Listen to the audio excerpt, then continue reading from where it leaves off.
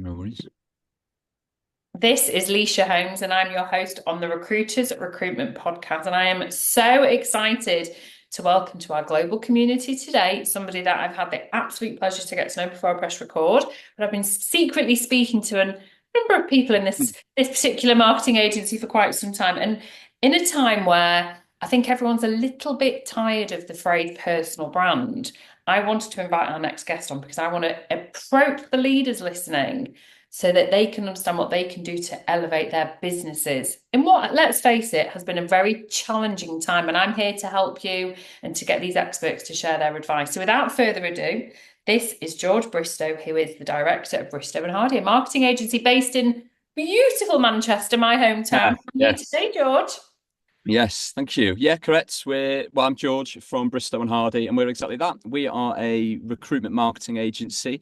Um, so yeah, 100%. We partner with numerous different recruitment businesses, predominantly across the UK, but we do a lot of international work as well. So outside of the UK, it's the States, and we have a lot in the UAE, Right. so Dubai, Qatar, Saudi, places like that. And exactly what you said, what we do is go into these firms, discuss marketing campaigns that are built around the company's growth plans, arguably more so than the individual's growth Yeah. plans. So our focus and our value and where we support agencies is less about personal branding, although of course return and measuring is important. It's also less about individual billings because that's of course where your sort of 360 desks and internal personal branding helps. With us, it's more about, well, what are we doing to promote the entity? What is the end goal of the business? Are we scaling international markets? Are we exiting and building campaigns that supports that and helps carry those agencies through to whatever that end goal is?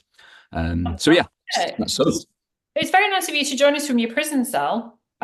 No, I I know. mean, that But great we are background, actually in the everyone. office. What's that?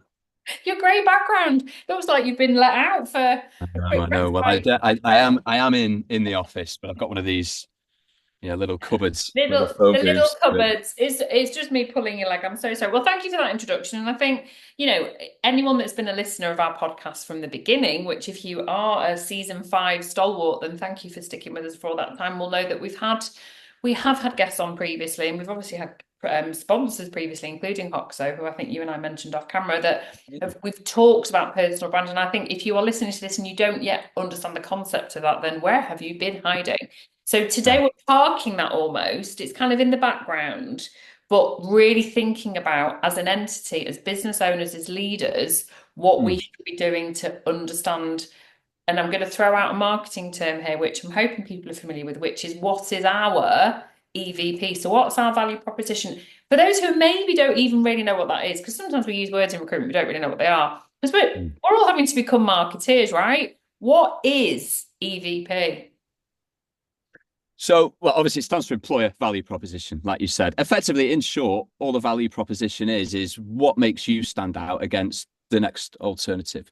So, usually, when people talk about EVPs, they're talking about hiring for them directly. How do you promote things like what is your culture? What do you stand for? Is it hybrid working? What's your sort of service excellent market expertise and all these things that would differentiate you over the next person in Yeah, recruitment and recruitment agencies. You've of course got the same thing because these are companies which are trying to grow, but that's for when you're hiring and scaling your own teams, yeah. where obviously it's a slight crossover of recruitment agencies. Is not only are you doing that for yourself, but you're doing that on behalf of other people. So with a recruitment agency's value proposition, it's a bit of a mix really between, well, why would you work for us? What makes us different as an employer, but also kind of what makes us different as in regards to reflecting your value proposition as the end client. As the Because end client. you're as the recruiter, you are effectively the middleman. This Mm, can be hard if you're working contingent, or you may be not as open with who the client name is, which is often the case in recruitment. That can be difficult. But for mm. firms who have exclusivity, work retained, work Yeah, RPO, well, then you have that luxury of being a bit more transparent. So value proposition in the usual definition, like you said, is what makes you different as an employer. But with yeah. recruitment agencies, it's kind of a hybrid of that, but also how are you representing your client's value proposition as well. I often get it often gets said flippantly to me, whether that's from a candidate or even a client who's a bit cynical, maybe, that, we're all doing the same job really, and ultimately it's just a different name above the door. And I've always found that really quite disparaging as to, why anyone would go and trust anybody or go and Yeah. eat in any particular restaurant or go and shop in any shop or go on holiday anywhere. It's like, actually, we all have different nuances. And Yes. I always encourage my clients, who are obviously recruitment agencies, which is our audience, Mm. to think about the life cycle of somebody coming into their business, which is then how you start to, I think, understand truly what that value proposition really is. And so for me, that starts with onboarding, Yeah. the interview process included in that. Yes. And that's often where people get it wrong. But for the purposes of, I guess, from a marketing perspective, Mm.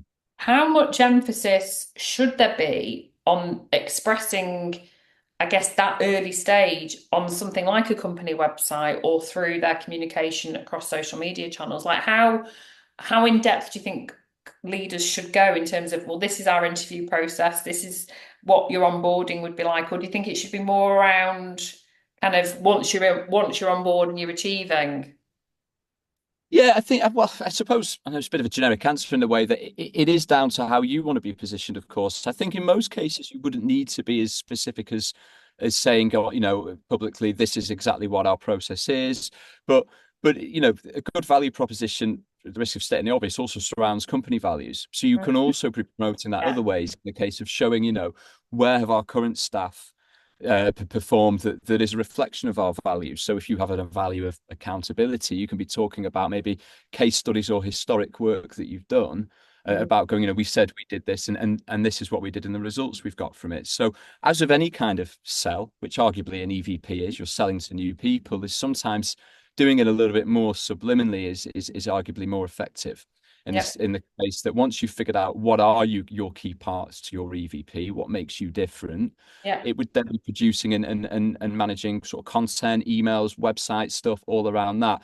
You also mentioned about pulling that from your interview process. Every time that you're hiring new people is a great way to kind of review your EVP. What have we learned from it? But you can also do that before hiring, because sometimes starting that at the hiring period can be too late because you've already got people in and arguably you've already done the attraction of the candidate. You're now just shortlisting them down. So there's also lots of what you can do with staff you've already got. yeah. Uh, Employee satisfaction surveys. When people resign, exit interviews are really important. What was the reason for the resignation? Even things which arguably aren't anything to do with your staff, but competitor analysis. What are your direct competitors doing? How are they positioned? Is that similar to you? Are you different to that? These are all factors which I think collectively you can promote through your marketing without necessarily having to really specifically go, this is what our process is. Because an You EVP don't need to is be the you don't overall need to be value. granular about it. Yes, What are your thoughts on like Glassdoor? Because obviously very often people will do all those things. They might conduct an exit interview and then some, recruiter that's left will go and say, oh, they say there are all these things. Do you think, what are your thoughts on the elephant in the room, basically, on a leader going almost Mm. taking the piss out themselves about what So might have been? the concepts of Glassdoor I love. I think it's really good. The idea that you're able to express kind of what your experience was at working somewhere, and that's really good. I find that Glassdoor's, this is sounding rude here. I think from what we've seen, that the peak probably ended or seemed to ended a few years ago. Of course, people still use it, but I mean, you'll know this. That there was a period when whether somebody would accept or Yeah. deny a job was purely down to Glassdoor at the end. Now I think it's less dominant in the decision sort of making factor that it was before, because inevitably with any reviews, and it is a really good tool and a really good early representation, but it's just like review. You are more likely to leave a review if you are dissatisfied than Of course you satisfied. are. So you've got to take it with a pinch of salt. Also, and I won't list names here, but I'm sure we all have either been in offices or know firms where this happens. You can ask your current staff or subliminally imply to your current staff, oh, you leave us some good reviews to bring Yeah. the score up. So it's not Sure. always a true presentation, but like anything, something you buy something on Amazon, you'd probably look at the bottom two 1-star reviews, top two 5-star reviews, and make your decision somewhere in the middle. So it's good for that, but I wouldn't take it as gospel, I think, Glassdoor. Do you think leaders should reply to any disparaging comments? Because I love reading those sorts of things on TripAdvisor. When someone's Well, been really awful about a hotel, I always love to see what the hotel managers replied. I think it's good if you can, but again, it comes down to your EVP. How do you want to be positioned? It If does. you might want to go down this kind of, everybody uses the term family when discussing culture and whatnot, and it Mhm. can be a cliche, but arguably, smaller businesses do have different Yeah, culture to larger businesses. So I think smaller firms, reply to that. If you're a large entity, maybe less so because that's like the hiring manager give a shit. change. You're not going to get it from the person at the top. Exactly. And you've got to be authentic on these things. Sometimes replying when people know in reality that maybe you don't mean what you've said, it can almost do you more damage than good. So I think in most cases, yeah, of course, reply. If somebody says something that you disagree with, or you don't necessarily disagree with, but want to comment on, yeah, definitely do. But if you're speaking for the sake of speaking, or the company's really big and it holds no real value, then I Yeah. wouldn't bother that I think scenario. that's what PR is. For me, that's where the difference Yeah. between PR and marketing lies. Mm. Marketing is the strategy, and PR is the actual way that you relate to your public or your audience on a Yes. day-to-day basis. So I think it's always really interesting. I think that's why I have a natural tendency to go and read the funny ones and the bad ones. But I agree with you Of totally. course. A lot of people listening might, we're all kind of possibly a bit weary, like you say, of the glass door and people having words on the website. Do they actually mean anything? Everyone tends to use the same words to describe themselves and values, and does it Yes. actually even mean anything? And I think at a time where, as we record this now at the very start of 2025, where anyone listening that has been around for more than 5 years, this has been a really difficult trading market, and I think that's where Yes. this podcast in particular, I think, has added real value, because it's people sharing real Yeah. practical advice, but also being very compassionate to the fact that leaders have had to really look at costs of everything, cost of living impacted business owners too. So what would your, I guess, advice be when people are actually in budgeting mode now, that everyone I seem to be speaking to is in budgeting mode for the following year? Yes. What would your advice be about making decisions about where to spend their cash when it comes to specifically marketing their business, as opposed to, I'm just going to park things like tech and training. We'll leave that to the other experts. Yeah. What would your advice be around that?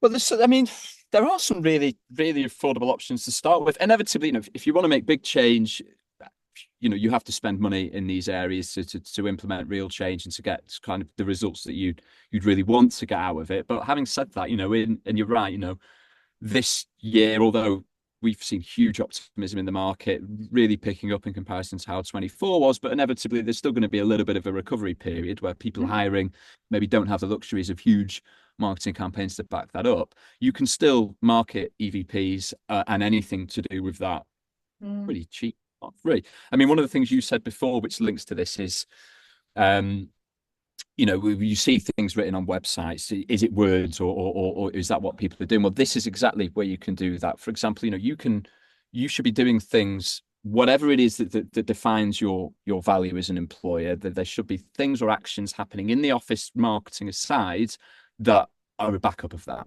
Okay. So this might be staff dues, culture events, office environment, whatever it is that you are determining makes you different. Yeah. To me, the best place to start with marketing that out on a budget is you can start with organic social. That doesn't cost anything. There is a cost of time. There is a cost of doing whatever that cultural event is in the office. It might be training. It doesn't have to be going out for meals and stuff. These can be free events as well, and documenting that. So a really good place to start. And when you're looking at this sort of thing, it's easier to rule out areas to begin with. I think things like SEO, so climbing the rankings on Google, I'd rule out because the build time is too long. You can Yeah. go for quicker wins.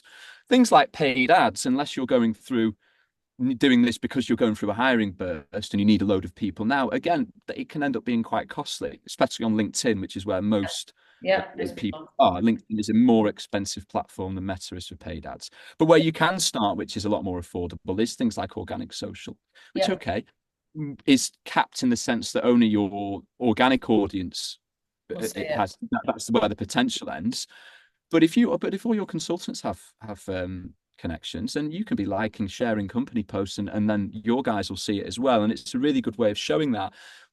Website content, updating that. If you've got a join us page, Right. something that maybe when I'm filming, and if you've got an office, I'd get video marketing the office. It doesn't Yeah. have to be talking about anything; it can just be a montage and showing what Sure. that culture's like, updating things like what do you stand for, what are your values, what are the benefits. These are all factors Yeah. that differentiate you from another employer, and don't neglect CRM data as Okay. well.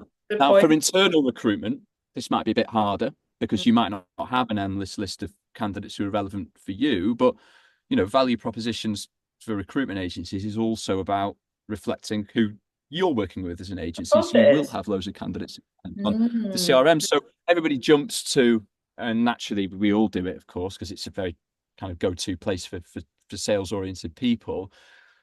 But most people neglect the fact that you've already got probably loads of people sat on your CRM and loads of quick wins there. So to Yeah, begin with, you could easily get a free Canva license, or even a paid Canva license isn't yeah. expensive. You could sign up something like Buffer or Hootsuite and schedule these posts. Most CRMs will have some form of email nurturing, automation. And to be honest, that's where I would start. It would be, as with everything, you start with strategy, you start with the EVP, and you define what is it that we stand for? What is it that we actually have to shout about and want to shout about? And there should be talks around what's our tone of voice? How do we want to come across? What do we focus more heavily on? What do we maybe focus less heavily on? And then when it comes to the marketing delivery of that, I would focus on the easy, cheap wins first. Yeah. CRM data, organic social, and updating website content, PDFs, any digital assets that you've got before you start worrying about paid budgets, really kind of innovative tech. Of course, they're really good. But if we're talking the current state, which for most people is, I want to do all that, but without the luxury of a huge budget, that's where I begin. It's a brilliant way to start a strategy, and I'm so pleased that you mentioned CRM actually, because I think very often that gets overlooked within a marketing plan. And Yes. that's your existing client base. What can we do to maximize that? So I'm really pleased that you brought that point up. And for those leaders listening, we're not asking you to suddenly go get yourself on TikTok or start doing things that aren't authentic to your audience. No. But for example, let's say, a lot of people talk about community as one of their Mm. values. They do a lot of CSR stuff. Well, the next Yes. time you're out there meeting clients, you can just do a day in the life of, there's some of our most popular things on TikTok, actually.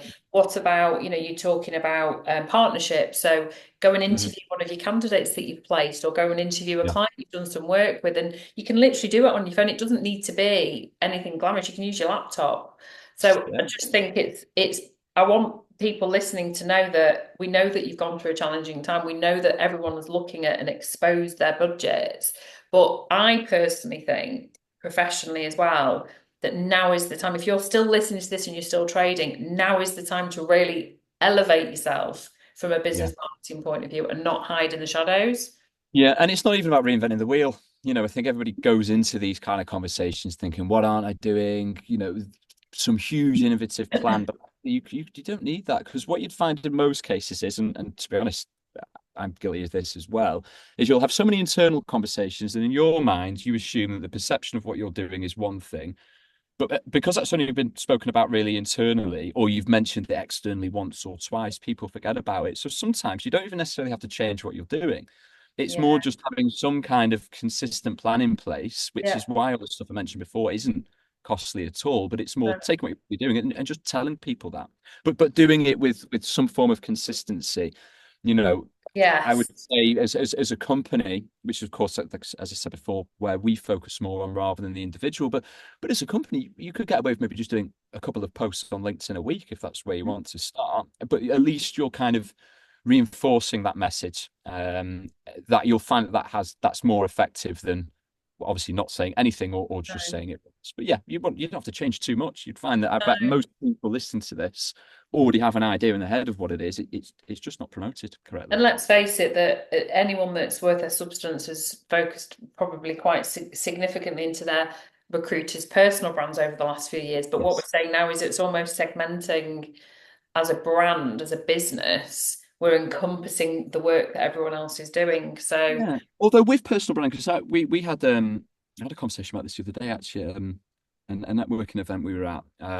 It's not to say that this is more important than no, personal branding by any means.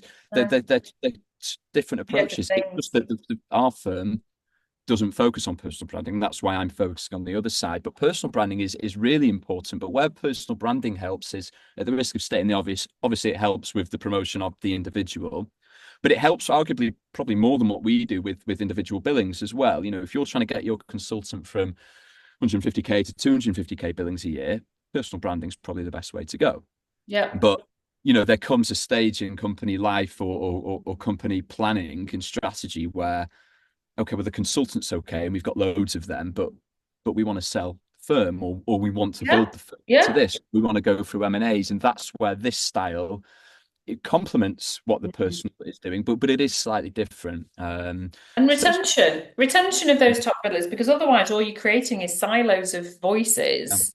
I'm going to use an analogy here, and I don't know why, but my tummy's telling me to use a food one. mm, But I'm thinking that personal brand is like having a personal chef who stands at your table and cooks you what you want.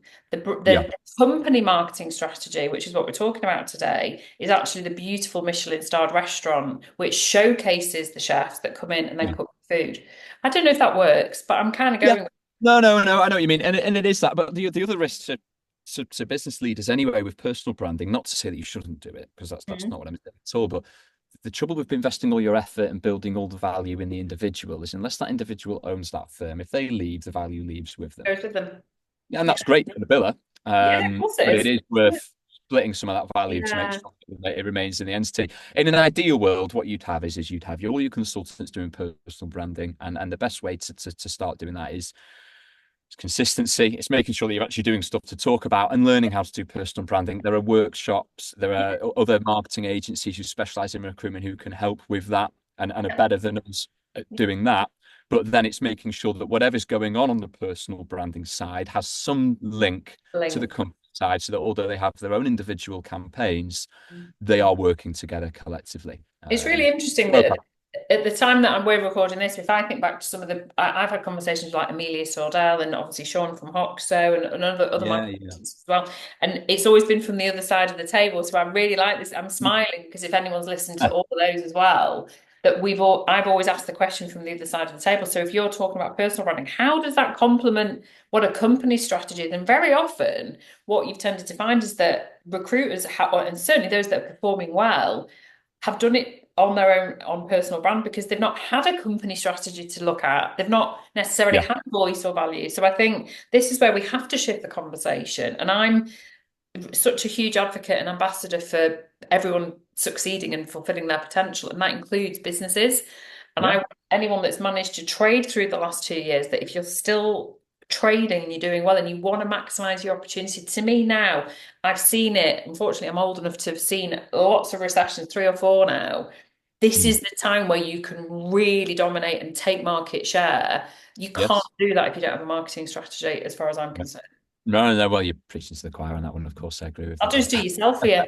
Before Yeah, we go, I want to know what your thoughts on, because I see this because I think because I was trained as a marketer, but a very, very long time ago, I'm quite not judgmental, that's the wrong word. Like I'll make an opinion on things, but a very informed decision.